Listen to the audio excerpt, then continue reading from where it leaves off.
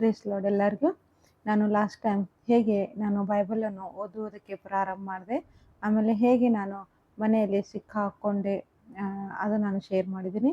ಇವತ್ತು ನಾನು ಬೈಬಲ್ ಓದೋದು ಪ್ರಾರಂಭ ಮಾಡಿದ ನಂತರ, ಅಥವಾ ನಾನು ಬೈಬಲ್ ಮನೆಯಲ್ಲಿ ಸಿಕ್ಕಾಕೊಂಡ ನಂತರ ನನ್ನ ಜೊತೆಯಲ್ಲಿ ಏನಾಯಿತು, ಆಮೇಲೆ ಹೇಗೆ ನಾನು ಮನೆ ಬಿಟ್ಟು ಬಂದೆ, ಅದು ನಾನು ಇವತ್ತು ಇದರಲ್ಲಿ ಶೇರ್ ಮಾಡೋಕ್ಕೆ ಹೋಗ್ತಾ ಇದ್ದೀನಿ. ನಾನು ಮನೆಯಲ್ಲಿ ಬೈಬಲ್ ಸಿಕ್ಕಿದ ನಂತರ ನನಗೆ ಮನೆಯಲ್ಲಿ ತುಂಬಾ ಕಷ್ಟಗಳು ಸ್ಟಾರ್ಟ್ ಆಯಿತು. ನಾನು ಮನೆಯಲ್ಲಿ ಒಂದು ಸರ್ವೆಂಟ್, ಮನೆ ಕೆಲಸದವಳು ಆಗಿ ಉಳ್ಕೊಂಡ್ಬಿಟ್ಟೆ.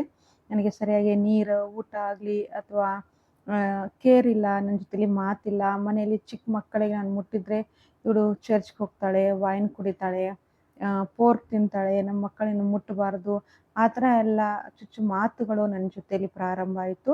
ಒಂದು ದಿನ ನಮ್ಮ ತಂಗಿ ನನಗೆ ಹೇಳಿದ್ಲು, ನೀನು ಬೈಬಲ್ ಓದ್ತಾ ಇರೋದು, ಚರ್ಚ್ಗೆ ಹೋಗ್ತಾ ಇರೋದು ಮನೇಲಿ ಎಲ್ಲರಿಗೂ ಗೊತ್ತಾಗ್ತಾ ಇದೆ ಸ್ಲೋಲಿ, ಆಮೇಲೆ ನಿನ್ನ ಜೊತೆಲಿ ಏನಾಗುತ್ತೆ ಗೊತ್ತಿಲ್ಲ, ನೀನು ಕೇರ್ಫುಲ್ ಆಗಿರಬೇಕು ಅಂದಾಗಿ ನಮ್ಮ ತಂಗಿ ನನ್ನ ಜೊತೆಲಿ ಒಂದು ದಿನ ಶೇರ್ ಮಾಡಿದ್ಲು. ಆ ಟೈಮ್ದಲ್ಲಿ ನನ್ನ ತಮ್ಮ, ತಂಗಿ, ಬೇರೆ ನಮ್ಮ ಜೊತೆಲಿ ಇದ್ದವರು ಕಸಿನ್ಸ್ ಎಲ್ಲರೂ ಮದುವೆಯಾಗಿ ಸೆಟ್ಲ್ ಆಗಿಬಿಟ್ಟಿದ್ರು. ನಾನು ಒಬ್ಬಳೇ ಉಳ್ಕೊಂಡಿದ್ದೆ. ಆದರೆ ನನಗೆ ಆ ಟೈಮ್ದಲ್ಲಿ ನನ್ನ ಮದುವೆ ಆಗಬೇಕಂದ್ರೆ ನನಗೆ ಇಂಟ್ರೆಸ್ಟೇ ಇರಲಿಲ್ಲ. ಹೇಗೆ ನನಗೆ ಮದುವೆಗೆ ನನ್ನ ಫ್ರೆಂಡ್ ಒಬ್ಬಳು ಎಂಕರೇಜ್ ಮಾಡಿದ್ಲು, ಹೇಗೆ ನಾನು ಮದುವೆ ಆದೆ, ಅದನ್ನು ನೆಕ್ಸ್ಟ್ ವಿಡಿಯೋದಲ್ಲಿ ಶೇರ್ ಮಾಡ್ತೀನಿ. ಆ ಟೈಮ್ದಲ್ಲಿ ನಮ್ಮ ಮನೆಯಲ್ಲಿ ಎಲ್ಲರೂ ಮದುವೆಯಾಗಿ ಎಲ್ಲರೂ ಸೆಟ್ಲ್ ಆಗಿಬಿಟ್ಟಿದ್ರು. ನಾನು ಒಬ್ಬಳೇ ಸಿಂಗಲ್ ಆಗಿ ಉಳ್ಕೊಂಡಿದ್ದೆ. ಆಮೇಲೆ ಈ ಥರ ಎಲ್ಲ ಹಿಂಸೆ ಸ್ಟಾರ್ಟ್ ಆದ ನಾನು ದೇವ್ರ ಹತ್ರ ತುಂಬಾ ಪ್ರಾರ್ಥನೆ, ಉಪವಾಸ ಮಾಡೋದು ಪ್ರಾರಂಭ ಮಾಡಿದೆ. ದೇವರೇ, ಇವಾಗ ನಾನು ಏನು ಮಾಡಬೇಕು, ನೀನೇ ನನಗೆ ಮಾರ್ಗವನ್ನು ತೋರಿಸು. ನನ್ನ ಮನೆಯಿಂದ ನಾನು ಆಚೆ ಬರ್ತೀನಿ ಅಂತ ನಾನು ಅನ್ಕೊಂಡೇ ಇರಲಿಲ್ಲ. ನನಗೆ ಮನೆಯಿಂದ ಅವ್ರು ಆಚೆ ಹಾಕ್ತಾರಂತ ನನಗೆ ಅನ್ಕೊಂಡೇ ಇರಲಿಲ್ಲ. ಆಮೇಲೆ ಹಿಂಗೆ ಸ್ವಲ್ಪ ದಿನ ಕಷ್ಟ ಆಗ್ತಾಯಿತ್ತು. ನಮ್ಮ ತಂಗಿ ಅವಳು ಹಸ್ಬೆಂಡು ಬೇರೆ ಕಡೆ ಜಾಬ್ಗೆ ಹೋಗಬೇಕಾಗಿತ್ತು, ಅವ್ರ ಮನೆ ಬಿಟ್ಟು ಹೋದರು. ಅವ್ರ ಮನೆ ಬಿಟ್ಟು ಹೋದ ನಂತರ ನನಗೆ ತುಂಬಾ ಹಿಂಸೆ ಆಗೋದು ಪ್ರಾರಂಭ ಆಯಿತು. ಆದರೆ ಒಂದೇ ನನ್ನ ಪ್ರಾರ್ಥನೆ, ಉಪವಾಸ, ಸೇಮ್ ಟಾಯ್ಲೆಟಲ್ಲಿ, ಬಾತ್ರೂಮಲ್ಲಿ ನನ್ನ ಪ್ರಾರ್ಥನೆ ಅಂತಂದರೆ, ದೇವರೇ ನಾನು ಮುಂದಿನ ಇವಾಗ ನೆಕ್ಸ್ಟ್ ಏನು ಅಂತ ಹೇಳಿ. ಆಮೇಲೆ ಮತ್ತೆ ನಮ್ಮ ತಂಗಿಗೆ ಜಾಬ್ ಸೆಟ್ ಆಗಲಿಲ್ಲ ಅವ್ರ ಹಸ್ಬೆಂಡಿಗೆ. ಮತ್ತೆ ಅವಳು ಸ್ವಲ್ಪ ತಿಂಗಳು ಆದ ನಂತರ ವಾಪಸ್ ಅವ್ರ ಮನೆಗೆ ಅವರು ಬಂದರು. ಬಂದ ನಂತರ ಸುಮ್ಮನೆ ನಂದು ಏನೂ ತಪ್ಪಿಲ್ಲದೆ ನನ್ನ ಜೊತೇಲಿ ನಮ್ಮ ಆಂಟಿ ಚುಚ್ಚು ಮಾತು, ಒಂಥರ ನಾನು ಮನೆ ಬಿಟ್ಟು ಎಲ್ಲಾದರೂ ಹೋಗಿಬಿಡಬೇಕು ಆ ಥರ ತುಂಬಾ ನನಗೆ ಮಾತಾಡೋದು ಸ್ಟಾರ್ಟ್ ಮಾಡಿಬಿಟ್ರು. ಬೆಳಗ್ಗೆ 6-7 ಗಂಟೆಗೆ. ಆಮೇಲೆ ನನಗೆ ಒಂದು ಅರ್ಥ ಆಗಲಿಲ್ಲ, ನಾನು ಏನು ಮಾಡ್ಬೇಕಂತ ಹೇಳಿ. ನಮ್ಮ ತಂಗಿ ಹಸ್ಬೆಂಡ್ ಬಂದು ಹೇಳಿದ್ರು, ನೀನದು ಯಾವುದೋ ದೇವ್ರಿಗೆ ನಂಬ್ತಿಯಲ್ಲ, ಅಲ್ಲಿ ಆ ದೇವ್ರು ನಿನ್ನ ಜೊತೆಲಿ ಇರ್ತಾರೆ, ನೀನು ಹೋಗಿಬಿಡು, ನೀನು ಏನಾದರೂ ಮಾಡ್ಕೊ, ಇಲ್ಲಿ ಇರಬೇಡ, ನನಗೆ ತುಂಬ ಕಷ್ಟ ಆಗ್ತದೆ ಅಂಥೇಳಿ. ಆಮೇಲೆ ನನಗೆ ಅವ್ರು ಮಾತಾಡೋದು ಮಾತುಗಳು, ಅಲ್ಲಿ ನಾನು ಒಂದು ಸೆಕೆಂಡನ್ನು ಅವ್ರ ಮನೇಲಿ ಇರಬಾರ್ದು, ಆ ಥರ ಚುಚ್ಚು ಮಾತುಗಳಾಗಿದ್ದು. ಆದರೆ ನಾನು ಅದೆಲ್ಲ ಶೇರ್ ಮಾಡೋಕ್ಕೆ ಹೋಗಲ್ಲ. ಆಮೇಲೆ ಈ ಥರ ಆಗಿದ್ದರಿಂದ ಮೇ 25th 2005 ಬೆಳಗ್ಗೆ 8-9 ಗಂಟೆಗೆ ನಾನು ಒಂದು ಡ್ರೆಸ್ಸು, ನನ್ನ ಹತ್ರ ಒಂದು 500 ರೂಪೀಸ್ ಇತ್ತು. ನಾನು ಲಾಸ್ಟ್ ವಿಡಿಯೋದಲ್ಲಿ ಶೇರ್ ಮಾಡಿದೆ ಅಲ್ವಾ, ಒಂದು ಮೋಹನನ್ನ ಅನ್ನೋದು ಒಬ್ಬರು ಮೊಬೈಲ್ ನಂಬರ್ದು ಒಂದು ಚೀಟಿ ನನ್ನ ಜೊತೆಯಲ್ಲಿ, ಅದಷ್ಟು ನಾನು ತೆಗೆದುಕೊಂಡು, ಆಮೇಲೆ ಒಂದು ಜೊತೆ ನಾನು ಡ್ರೆಸ್ ಹಾಕ್ಕೊಂಡಿದ್ದೆ, ಒಂದು ಪ್ಲಾಸ್ಟಿಕ್ ಕವರ್ದಲ್ಲಿ ನಾನು ಡ್ರೆಸ್ ಹಾಕ್ಕೊಂಡು ಮನೆಯಿಂದ ನಾನು ಟೀನು ಕುಡ್ದಿಲ್ಲ, ನೀರು ಕುಡ್ದಿಲ್ಲ, ಬೆಳಗ್ಗಿಂದ ಏನೂ ಇಲ್ಲ ಹೊಟ್ಟೆಯಲ್ಲಿ. ಅದೇ ಥರ ನಾನು ಬಸ್ ಸ್ಟಾಪ್ಗೆ ಬಂದುಬಿಟ್ಟೆ.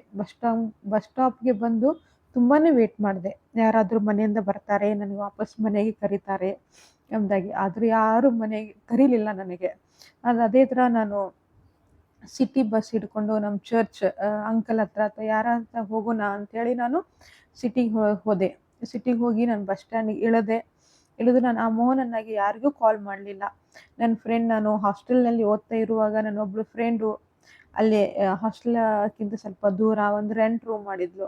ಹಾಸ್ಟೆಲ್ ಊಟ ಸೆಟ್ ಆಗ್ತಾಯಿಲ್ಲ ಅಂತ ಅವಳದು ನೆನಪು ಬಂತು. ನಾನು ಅವಳ ಹತ್ರ ಹೋದೆ. ಅಲ್ಲಿ ಹೋದ ತಕ್ಷಣ ನನಗೆ ಅವಳದು ರೂಮ್ ಲಾಕು. ಅವಳು ಚರ್ಚ್ಗೆ ಹೋಗೋದ್ಲು ಪ್ರೇಯರ್ಗೆ. ಆಮೇಲೆ ಅವಳ ಹತ್ರ ಚಿಕ್ಕ ಬೇಸಿಕ್ ಮೊಬೈಲ್ ಇತ್ತು. ₹1 ಕಾಯಿನ್ ಇದ್ರೆ ನಾನು ಅವಳಿಗೆ ಕಾಲ್ ಮಾಡಿದೆ, ನಾನು ಈ ಥರ ಮನೇಲಿ ಪ್ರಾಬ್ಲಮ್ ಆಗಿದೆ, ನಾನು ಮನೆ ಬಿಟ್ಟು ಆಚೆ ಬಂದೆ, ಬಸ್ ಸ್ಟಾಪ್ನಲ್ಲಿ ತುಂಬ ವೇಟ್ ಮಾಡಿದೆ, ಯಾರಾದರೂ ಬಂದು ನನಗೆ ವಾಪಸ್ ಮನೆಗೆ ಕರ್ಕೊಂಡು ಹೋಗ್ತಾರೆ ಅಂಥೇಳಿ. ಯಾರೂ ನನ್ನನ್ನು ಕರೀಲಿಲ್ಲ, ನಾನು ಮನೆ ಬಿಟ್ಟು ಆಚೆ ಬಂದುಬಿಟ್ಟೆ ಅಂತ. ಆ ಮೂಮೆಂಟಲ್ಲಿ ಏನಾಗಿದೆ ನಾನು ಅದೆಲ್ಲ ಡೀಟೇಲ್ಸ್ ಶೇರ್ ಮಾಡೋಕ್ಕೆ ಹೋಗಲ್ಲ. ಅದಾದ ನಂತರ ನನ್ನ ಫ್ರೆಂಡ್ ಹೇಳಿದ್ರು, ನಾನು ಚರ್ಚ್ನಲ್ಲಿದ್ದೀನಿ, ಇವಾಗ ನನಗೆ ನೈಟ್ 7-8 o'clock ಆ ಥರ ಆಗ್ಬೋದು, ಎಲ್ಲ ಪ್ರೇಯರು, ಯೂತ್ ಮೀಟಿಂಗ್ ಇದೆ, ಅದೆಲ್ಲ ಪ್ರೇಯರು ಮುಗಿಸ್ಕೊಂಡು ಬರೋದಕ್ಕೆ ನೀನು ಅಲ್ಲೇ ವೇಟ್ ಮಾಡು ಅಂತ. ಬೆಳಗ್ಗಿಂದ ಸಾಯಂಕಾಲವರೆಗೆ ನನ್ನ ಹೊಟ್ಟೆಯಲ್ಲಿ ಏನೂ ಇಲ್ಲ. 4 ಅಥವಾ 5 ಗಂಟೆ ಆಗಿರೋದು. ಆ ರೆಂಟ್ ರೂಮ್ ಓನರು ಬಂದು ನನಗೆ ಕೇಳಿದ್ರು, "ಯಾರಮ್ಮ ನಿನಗೆ ಯಾರು ಬೇಕು?" ಅಂತ. ನಾನು ಹೇಳಿದೆ, "ಅವಳು ನನ್ನ ಫ್ರೆಂಡು ಪ್ರತಿಭಾ ಫ್ರೆಂಡು ಅವಳು ಹೊರಗಡೆ ಆಚೆ ಹೋಗಿದ್ದಾಳೆ. ನಾನು ಅವಳಿಗೋಸ್ಕರ ಕಾಯ್ತಾ ಇದ್ದೀನಿ." ಆಮೇಲೆ ಅವ್ರು ನನ್ನ ಮನೆಗೆ ಕರೆದು ನನಗೆ ಇನ್ನೂ ನೆನಪಿದೆ, ಚೂಡ, ಒಂದು ಲಡ್ಡು, ಆಮೇಲೆ 1 ಕಪ್ ಟೀ ಕೊಟ್ಟರು. ಅದೇ ನನಗೆ ಹೆಲ್ತ್‌ಗೆ ಆಧಾರ ಆಯಿತು ನನ್ನ ಹೊಟ್ಟೆಗೆ. ಬೆಳಗ್ಗಿಂದ ಸಾಯಂಕಾಲವರೆಗೆ ನಾನು ನೀರನ್ನು ಕೂಡ ಕುಡಿದಿರ್ಲಿಲ್ಲ ಆ ದಿನ. ಆ ದಿನ ನನಗೆ ಲೈಫ್‌ನಲ್ಲಿ ನಂಗೆ ಮರೆಯೋಕ್ಕಾಗಲ್ಲ. ಅದಾದ ನಂತರ ಅಲ್ಲೇ ಅವ್ರು ಹೇಳಿದ್ರು, "ನೀನು ನಮ್ಮ ಮನೇಲೇ ವೇಟ್ ಮಾಡು, ಆಚೆ ಯಾಕೆ ಕೂತ್ಕೊಳ್ತಾ ಇದೀಯಾ?" ಅಂತ. ಆಯಿತು ಅಂತ ನಾನು ಅಲ್ಲೇ ಕೂತ್ಕೊಂಡೆ. ನನ್ನ ಫ್ರೆಂಡ್ ಬಂದ್ಲು. ಅವಳ ಹತ್ರ ನಾನೆಲ್ಲ ಶೇರ್ ಮಾಡಿದೆ, ಈ ಥರ ಆಯಿತು ಮನೆಯಲ್ಲಿ ಅಂತ. ಆಮೇಲೆ ಅವಳು ನನಗೆ ಹೇಳಿದ್ರು, "ಇಲ್ಲಿ ನಾನು ತುಂಬ ದಿನ ಇರಲ್ಲ, ಸ್ವಲ್ಪ ದಿನ ನಾನು ಇರೋದು. ನನ್ನ ರೂಮ್ ಬಿಟ್ಟು ಹೋಗ್ತೀನಿ. ನಂದು ಎಜುಕೇಷನ್ ಎಲ್ಲ ಮುಗಿಯಕ್ಕೆ ಬಂತೆ. ಆಮೇಲೆ ಏನು ಮಾಡೋದು ಅಂತ. ನೋಡೋಣ, ಪ್ರಾರ್ಥನೆ ಮಾಡೋಣ, ದೇವ್ರು ಏನಾದರೂ ಒಂದು ದಾರಿ ಮಾಡ್ತಾರೆ" ಅಂತ. ಆಮೇಲೆ ನಮ್ಮ ಪಾಸ್ಟರ್ ಅಂಕಲ್‌ಗೆ, ಆಂಟಿ ಕಾಲ್ ಮಾಡಿ ಹೇಳಿದ್ವಿ, "ಈ ಥರ ಅವಳು ಮನೆ ಬಿಟ್ಟು ಬಂದಿದ್ದಾಳೆ" ಅಂತ ನನ್ನ ಫ್ರೆಂಡ್ ಹೇಳಿದ್ಲು. ನೋಡೋಣ, ಪ್ರಾರ್ಥನೆ ಮಾಡೋಣ, ದೇವ್ರು ಏನಾದರೂ ಒಂದು ಮಾರ್ಗ ಮಾಡ್ತಾರೆ ಅಂತ. ನನ್ನ ಹತ್ರ ಬರೀ ಇರೋದು ₹500, ಒಂದು ಜೋಡಿ, 2 ಜೋಡಿ ಅಷ್ಟೇ ನನ್ನ ಹತ್ರ ಬಟ್ಟೆ, ಒಂದು ಸ್ಯಾಂಡಲ್ ಕಾಲಲ್ಲಿ ಅಷ್ಟೇ. ಆಮೇಲೆ ಅವ್ರ ಜೊತೆಯಲ್ಲಿ ಇದ್ಕೊಂಡು ಆವಾಗ ನನಗೆ ಸ್ವಲ್ಪ ಕನ್ನಡ ಅರ್ಥ ಆಗ್ತಾ ಇತ್ತು. ನನಗೆ ಸ್ವಲ್ಪ ಕನ್ನಡ ಬೈಬಲ್ ಓದೋದಕ್ಕೆ ನಾನು ಪ್ರಾರಂಭ ಮಾಡಿದ್ದೆ ಆ ಸಮಯದಲ್ಲಿ. ಯಾಕಂದರೆ ಮಧ್ಯದಲ್ಲಿ ನಾನೆಲ್ಲ ಡೀಟೇಲ್ಸ್ ನಾನು ಶೇರ್ ಮಾಡಕ್ಕೆ ಆಗ್ತಾ ಇಲ್ಲ. ನಾನು ಮತ್ತೆ ಮೀಟಿಂಗಿಗೆ ಹೋಗಿ ಅಟೆಂಡ್ ಆದಾಗ ಆ ಟೈಮ್‌ದಲ್ಲಿ ನನಗೆ ಒಂದು ಅಭಿಷೇಕನು ಸಿಕ್ಕಿತ್ತು. ನನಗೆ ತಾನೇ ನನಗೆ ಕನ್ನಡದಲ್ಲಿ ಪ್ರಾರ್ಥನೆ ಬಂದ್ಬಿಟ್ಟಿತ್ತು. ಬೈಬಲ್ ನಾನು ಓದಿರೋದು ನನಗೆ ಅರ್ಥ ಆಗೋದು ನನಗೆ ಬರ್ತಾ ಇತ್ತು. ಬೈಬಲ್ ಓದಿದ್ರೆ ಕನ್ನಡದಲ್ಲಿ ಅರ್ಥ ಮಾಡಿಕೊಳ್ಳೋ ಅಂಥ ಜ್ಞಾನ ದೇವರು ನನಗೆ ಒಂದು ಒಬ್ಬರು ಸೇವಕರ ಮುಖಾಂತರ ದೇವರು ನನ್ನನ್ನು ಅಭಿಷೇಕ ಮಾಡಿದರು. ನಾನು ನಮ್ಮ ಪಾಸ್ಟರ್ ಅಂಕಲ್ ಹತ್ರ ಶೇರ್ ಮಾಡ್ಕೊಂಡಿದ್ದಕ್ಕೆ ಅವ್ರ ಮಗ ಜೋವೆಲ್ ಒಂದು ಕನ್ನಡ ಬೈಬಲ್ ನನಗೆ ಕೊಟ್ಟಿದ್ರು. ಅದು ನಾನು ತೊಗೊಂಡು ಬಂದು ನನ್ನ ಫ್ರೆಂಡ್ ರೂಮ್‌ನಲ್ಲಿ ನಾನು ನೈಟ್ 10 ಅಥವಾ 11 ಗಂಟೆ ಆಗಿರ್ಬೋದು, ನಾನು ಪ್ರಾರ್ಥನೆ ಮಾಡಿ ಬೈಬಲ್ ಓದಬೇಕಾದ್ರೆ ದೇವ್ರು ನನ್ನ ಜೊತೆಲಿ ಮಾತನಾಡಿದ ವಾಕ್ಯ, "ನಿನ್ನ ಸೃಷ್ಟಿಕರ್ತನೇ ನಿನ್ನ ಪತಿ" ಎಂಬುದಾಗಿ ಐಸಾಯದಲ್ಲಿದೆ. 54 5ನೇ ಅಥವಾ 6ನೇ ವಚನ ಇರ್ಬೋದು. ಅದು, "ನಿನ್ನ ಸೃಷ್ಟಿಕರ್ತನೇ ನಿನ್ನ ಪತಿ." ಅವಾಗೇ ನಾನು ದೇವರ ಹತ್ರ ಪ್ರಾರ್ಥನೆ ಮಾಡಿದೆ, "ದೇವರೇ, ನೀನೇ ನನ್ನ ಪತಿಯಾಗಿದ್ದೀಯಾ, ನೀನೇ ನನ್ನನ್ನು ನಡೆಸ್ತೀಯಾ. ನಾನು ಎಲ್ಲವನ್ನೂ ಇವತ್ತು ಬಿಟ್ಟು ಬಂದಿದ್ದೀನಿ. ನೀನು ನನಗೆ ಯಾವ ಥರ ನಡೆಸ್ತೀಯಾ, ಯಾವ ಥರ ಮಾರ್ಗ ಮಾಡ್ತೀಯಾ ನನಗೆ ಗೊತ್ತಿಲ್ಲ. ಆದರೆ ದೇವ್ರು ನನಗೆ ಆ ಟೈಮ್‌ದಲ್ಲಿ ಸೇವೆಗೆ ಕರೆದಿದ್ದಾರೆ. ಅದೆಲ್ಲ ನನಗೆ ಗೊತ್ತಿರಲಿಲ್ಲ. ಆ ವಾಕ್ಯ ಹಿಡಿದು ನಾನು ಪ್ರಾರ್ಥನೆ ಮಾಡೋದು, ಚರ್ಚ್‌ಗೆ ಹೋಗೋದು, ನನ್ನ ಫ್ರೆಂಡ್ ರೂಮ್‌ದಲ್ಲಿ ನಾನು ಉಳ್ಕೊಂಡೆ. ಇದೇ ಥರ ದಿನ 1 ಮಂತ್ ಆ ಥರ ಎಲ್ಲ ಮುಗೀತು. ಅದಾದ ನಂತರ ನನ್ನ ಫ್ರೆಂಡು ರೂಮ್ ಬಿಟ್ಟು ಹೋಗಬೇಕಾಗಿತ್ತು ಅವಳು ವಾಪಸ್ ಅವಳ ಟೌನ್‌ಗೆ, ಅವಳ ಮನೆಗೆ. ಆಮೇಲೆ ಅವ್ಳು ಹೇಳಿದ್ರು, "ನಾನು ರೂಮ್ ಬಿಡ್ತಾ ಇದ್ದೀನಿ ನಾನು" ಅಂತ. ಆ ಟೈಮ್‌ದಲ್ಲಿ ರೂತ್ ಅಕ್ಕ ಅಂತ ಒಂದು ಫ್ಯಾಮಿಲಿ ಇತ್ತು ನಮ್ಮ ಚರ್ಚ್‌ನಲ್ಲಿ. ಆ ಅಕ್ಕ ಹೇಳಿದ್ಲು, "ಫಾತಿಮಾ, ನೀನು ಯಾಕೆ ಭಯ ಪಡ್ತೀಯ? ನಮ್ಮ ಮನೇಲಿ ನೀನು ಬಂದಿರ್ಬೋದು" ಅಂತ. ನಾನು ಅವ್ರ ಮನೆಯಲ್ಲಿ ಹೋಗಿ ಇರೋದಕ್ಕೆ ಪ್ರಾರಂಭ ಮಾಡಿದೆ. ಸ್ವಲ್ಪ ದಿನ, ಒಂದು 15 ಡೇಸ್ ಅಷ್ಟೇ. ಆಮೇಲೆ ಆ ಟೈಮ್‌ದಲ್ಲಿ ನಮ್ಮ ಚರ್ಚ್‌ನಲ್ಲಿ ಕೆಲವೊಬ್ಬರು ಹೇಳೋದಕ್ಕೆ ಪ್ರಾರಂಭ ಮಾಡಿದ್ರು, "ನೀನು ಅಂಗವಿಕಲಾಗಿದ್ದೀಯಾ, ನೀನು ಒಬ್ಬಳೇ ಎಲ್ಲ ಬಿಟ್ಟು ಬಂದಿದ್ದೀಯಾ, ನೀನು ಮುಸ್ಲಿಂ ಫ್ಯಾಮಿಲಿಯಿಂದ ದೇವರನ್ನ ನೀನು ನಂಬಿದ್ದೀಯಾ, ಮುಸ್ಲಿಂ ಜನ ಬಂದು ನಮಗೆ ತೊಂದರೆ ಕೊಡ್ತಾರೆ, ಚರ್ಚ್‌ಗೆ ಬರಬೇಡ, ಆಮೇಲೆ ನೀನು ಬೇಡ ನಿನ್ನ ಮನೆಗೆ ವಾಪಸ್ ನೀನು ಹೋಗ್ಬಿಡು. ನೀನು ಒಬ್ಬಳೇ ಹೆಂಗಿರ್ತೀಯಾ, ಹೆಂಗೆ ಜೀವನ ಮಾಡ್ತೀಯಾ, ಏನು ಮಾಡ್ತೀಯಾ, ಎಜುಕೇಷನ್ ಅನ್ನೋ ಜಾಸ್ತಿ ಇಲ್ಲ ನಿನ್ನ ಕೈಯಲ್ಲಿ, ನೀನು ಬೇಡ, ಹೆಂಗೋ ಹೋಗಿ ಮನೆಗೆ ಸಾರಿ ಕೇಳು, ಎಲ್ಲರ ಹತ್ರ ಕ್ಷಮಾಪಣೆ ಕೇಳು, ನೀನು ನಿಮ್ಮ ಮನೆಗೇ ರಿಟರ್ನ್ ಆಗಿ ಹೋಗು" ಅಂತ. ಆದರೆ ನನ್ನ ಮನಸ್ಸು ಒಪ್ತಾನೇ ಇರಲಿಲ್ಲ. ಅವ್ರು ಎಷ್ಟೊಂದು ನನಗೆ ಮಾತಾಡಿದ್ದಾರೆ, ಹಿಂಸೆ ಮಾಡಿದ್ದಾರೆ. ನಾನು ವಾಪಸ್ ರಿಟರ್ನ್ ಮನೆಗೆ ಹೋಗಬೇಕು, ನನಗೆ ಅರ್ಥನೇ ಆಗಲಿಲ್ಲ. ನಾನು ಅವ್ರಿಗೆ ಮಾತು ಕೇಳಲಿಲ್ಲ. ಹಂಗೆ ಉಳ್ಕೊಂಡೆ ಪ್ರಾರ್ಥನೆಯಲ್ಲಿ, ದೇವರಲ್ಲಿ, "ದೇವರೇ, ಏನಾದರೂ ಒಂದು ನೀನು ಮಾರ್ಗ ಮಾಡು" ಅಂತ. ದೇವರಲ್ಲಿ, ವಾಕ್ಯದಲ್ಲಿ, ಆಮೇಲೆ ಪ್ರಾರ್ಥನೆಯಲ್ಲಿ, ಆತ್ಮಿಕ ಜೀವನದಲ್ಲಿ ನಾನು ಒಂದು 50% ನಾನು ಬೆಳೆದೆ ಆ ಟೈಮ್‌ದಲ್ಲಿ. ಆಮೇಲೆ ಆ ರೂತ್ ಅಕ್ಕ ಮನೆಯಲ್ಲಿ ಇರುವಾಗನೇ ದೇವ್ರು ನನಗೊಂದು ಕನಸನ್ನು ಕೊಟ್ಟರು. ನಾನಿರುವಂಥ ಸಿಟಿಯಲ್ಲಿ, "ನೀನು ಆ ಪ್ಲೇಸ್‌ಗೆ ಹೋಗು, ನಾನು ನಿನ್ನನ್ನು ಉಪಯೋಗ ಮಾಡ್ಕೋತೀನಿ" ಅಂತ. ನನಗೆ ಫಸ್ಟ್ ಕನಸು. ನನಗಷ್ಟು ಅರ್ಥ ಆಗಲಿಲ್ಲ. ನಾನು ರೂತ್ ಅಕ್ಕ ಹತ್ರ ಹೇಳ್ಕೊಂಡೆ, "ಅಕ್ಕ, ಈ ಥರ ನನಗೆ ಕನಸು ಬಂತು" ಅಂತ. "ಫಾತಿಮಾ, ದೇವ್ರು ನಿನಗೆ ಇವಾಗ ಕನಸು ಮುಖಾಂತರ ಮಾತಾಡ್ತಾ ಇದ್ದಾರೆ. ದೇವ್ರು ನಿನಗೆ ಸೇವೆಗೆ ಕರೆದಿದ್ದಾರೆ. ಆಮೇಲೆ ನೀನು ಪಾಸ್ಟರ್ ಅಂಕಲ್ ಹತ್ರ ಮಾತಾಡು" ಎಂಬುದಾಗಿ ಅವ್ರು ನನಗೆ ಹೇಳ್ಕೊಂಡ್ರು ಅಕ್ಕ. ಆಮೇಲೆ ಅದ್ರಗೋಸ್ಕರ "ನೀನು ಪ್ರಾರ್ಥನೆ ಮಾಡು ಜಾಸ್ತಿ" ಅಂತ, ಕನ್ಫರ್ಮ್ ಮಾಡ್ಕೊ ಅಂತ. ಆಯಿತು ಅಂತ ನಾನು ಪ್ರಾರ್ಥನೆ ಮಾಡಿದೆ. ನನಗೆ ಅದು ದೇವರೇ ಕೊಟ್ಟಿದ್ದಾರೆ ಕನಸು. ಆ ಥರ ಅನಿಸಿದ ನಂತರ ನಾನು ಪಾಸ್ಟರ್ ಆಂಟಿ ಅಂಕಲ್ ಹತ್ರ ನಾನು ಶೇರ್ ಮಾಡಿಕೊಂಡೆ, "ಈ ಥರ ನನಗೆ ದೇವರು ಕನಸು ಕೊಟ್ಟಿದ್ದಾರೆ. ಅಲ್ಲಿ ಆ ಒಂದು ಪ್ಲೇಸ್‌ಗೆ ಹೋಗು ನೀನು, ನಾನು ನಿನಗಲ್ಲಿ ಉಪಯೋಗ ಮಾಡ್ಕೋತೀನಿ ಅಂದಾಗ ದೇವ್ರು ನನಗೆ ಈ ಥರ ಒಂದು ಕುಟುಂಬಕ್ಕೋಸ್ಕರ ದೇವ್ರು ನನಗಲ್ಲಿ ಕರೆದುಕೊಂಡು ಹೋಗ್ತಾ ಇದ್ದಾರೆ. ಆ ಟೈಮ್‌ದಲ್ಲಿ ನನಗೆ ಒಂದು ಕುಟುಂಬ, ಒಂದು ಫ್ಯಾಮಿಲಿ ಪ್ರಾಬ್ಲಮ್ ಏನು ನನಗೆ ಏನೂ ಗೊತ್ತಿರಲಿಲ್ಲ. ಆಮೇಲೆ ನಮ್ಮ ಪಾಸ್ಟರ್ ಅಂಕಲು ಆಯ್ತು ದೇವ್ರು ನಿನಗೆ ಹೇಗೆ ನಡೀತಾರೆ ಹಾಗೆ ನೀನು ನಡಿ ಅಂದಾಗ ಅಂತ ನನಗೆ ಎಂಕರೇಜ್ ಮಾಡಿ, ಆಮೇಲೆ ಆ ಟೈಮ್‌ದಲ್ಲಿ ಮೀಟಿಂಗ್ಸ್ ಆಗಿದ್ದು ನಮ್ಮ ಚರ್ಚ್‌ನಲ್ಲಿ. ಕೆರೋಸಿನ್ ಒಂದು ಸ್ಟವ್ ಇತ್ತು ಚರ್ಚ್‌ದು. ಅಲ್ಲಿ ಬೇಳೆ, ಅಕ್ಕಿ, ಉಪ್ಪು, ಖಾರ ಸ್ವಲ್ಪ ಎಲ್ಲ ಚರ್ಚ್‌ದಲ್ಲಿ ಉಳಿದಿದ್ದು ಸ್ವಲ್ಪ ಚಿಕ್ಕ ಪುಟ್ಟ ಸ್ವಲ್ಪ ಸ್ವಲ್ಪ ರೇಷನ್ ಇತ್ತು. ಅದೆಲ್ಲ ನೀನು ತಗೊಂಡು ಹೋಗು, ಆ ರೂಮ್‌ದಲ್ಲಿ ನೀನು ಅಡುಗೆ ಮಾಡು ತಿನ್ನು ಅಂತ ಎಂದಾಗ ಅವ್ರು ಹೇಳಿದರು. ಆಯಿತು ಅಂಕಲ್ ಅಂತ ಹೇಳಿ ನಾನು ಪ್ರಾರ್ಥನೆ ಮಾಡಿದೆ.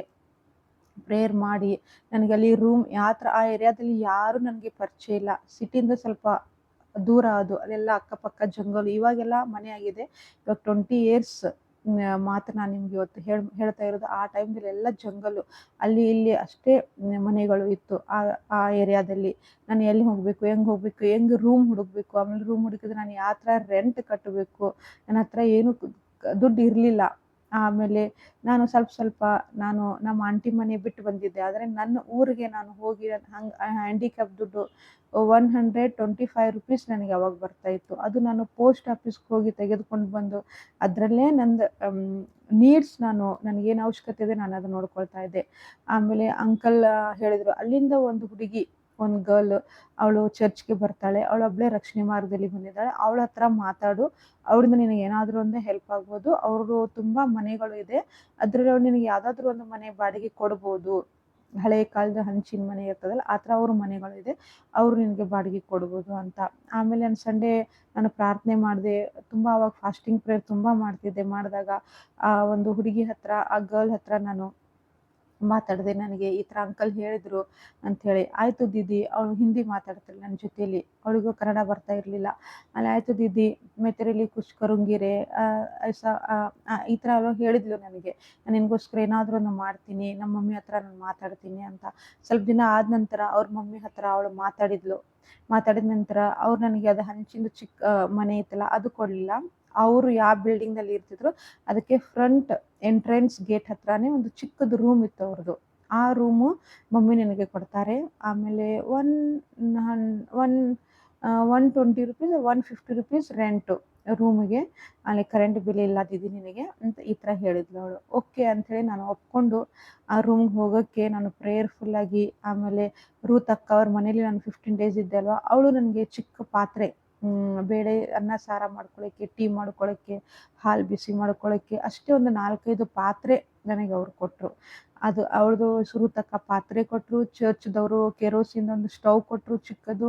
ಆಮೇಲೆ ಸ್ವಲ್ಪ ರೇಷನು, ಬೇಳೆ ಅದು, ಅಕ್ಕಿ, ರೈಸ್ ಏನೇನು ಉಳಿದಿತ್ತು ಚರ್ಚ್‌ದು ಅದೆಲ್ಲ ಕೊಟ್ಟರು. ಇನ್ನೊಬ್ಳು ನನ್ನ ಫ್ರೆಂಡ್ ಗೀತಾ ಅಂತ ಹೇಳಿದೆ ಅಲ್ವಾ, ಅವಳು ನನಗೆ ಉಪ್ಪು, ಖಾರ, ಚಿಲ್ಲಿ ಪೌಡ್ರು, ಅವಳು ಹಾಸ್ಟೆಲಲ್ಲಿ ಇರ್ತಿದ್ಲು. ಅವ್ರ ಮಮ್ಮಿ ಅವಳಿಗೆ ತಂದ್ಕೊಡೋದ್ರು. ಅದರಲ್ಲಿ ನನಗೆ ಅವಳು ಸಾಲ್ಟು, ಚಿಲ್ಲಿ ಪೌಡ್ರು, ಆಮೇಲೆ ಕೆರೋಸಿನ್ ಆಕೆಗೆ ಊರಿಂದ ಬರ್ತಿತ್ತು. ಅವ್ರ ಮಮ್ಮಿ ತಂದು ಕೊಡ್ತಿದ್ರು ಕೆರೋಸಿನ್ ನನಗೆ ಸ್ಟವ್‌ಗೆ.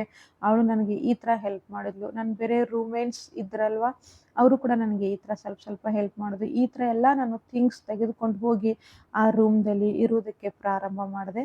ಆ ರೂಮ್‌ದಲ್ಲಿ ಇದ್ದ ನಂತರ ನನಗೆ ಯಾವ ಥರ ನಂದು ಸೇವೆ ದೇವರು ಉಪಯೋಗ ಮಾಡ್ಕೊಂಡ್ರು, ಸೇಮ್ ಟೈಮ್ ನಾನು ಯಾವ ಥರ ಕಷ್ಟಪಟ್ಟೆ, ನಾನು ನೆಕ್ಸ್ಟ್ ವಿಡಿಯೋದಲ್ಲಿ ಶೇರ್ ಮಾಡ್ತೀನಿ. God bless you all. Thank you so much.